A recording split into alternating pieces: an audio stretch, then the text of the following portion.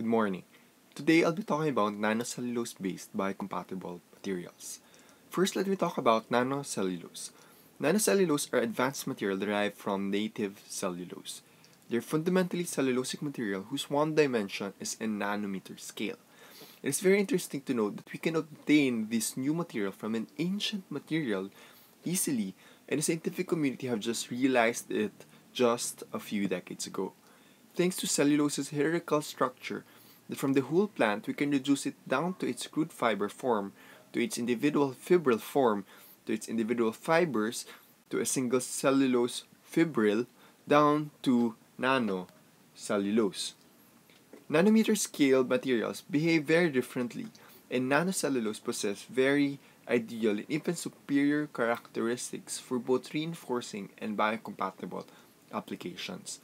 Nanocellulose-based biocompatible materials is a potential application in my thesis regarding water hyacinth fibers in wound care technology. Nanocellulose possesses superior mechanical properties. It is even stronger than glass fiber, Kevlar, and steel that we use to reinforce our materials with.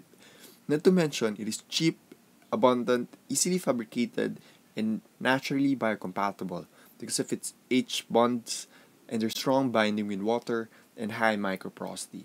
Not to mention, it has this modifiable surface properties. These properties makes nanocellulose a potential candidate material in applications like tissue engineering, skin repair materials, and other biomedical devices.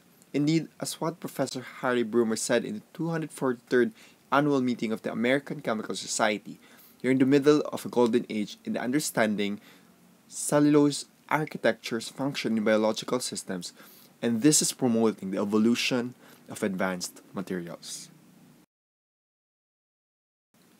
The market is estimated to be $88.4 billion by 2017, with a compounded annual growth rate of 15%. This is because of the aging population of main consumers, ongoing researches on biodegradable and bioplastics, and increasing technological advancements, conferences, collaborations, funding worldwide that drives innovation on nanocellulosic materials. Particularly, the growth rate is even higher in Asia, which is pegged at 21.5%. Water hyacinth, with its abundant composition of cellulose, is a potential source of nanocellulose. In the Philippines, there's a surplus of water hyacinth plants that we could make use of. Similar to the global market, there's a constant demand of biomaterials in the country.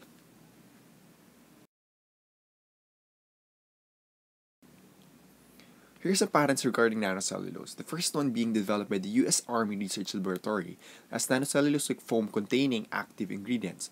They're trying to fabricate dressings with active components that facilitate healing, such as antibiotics, vitamins, and antibacterial compounds.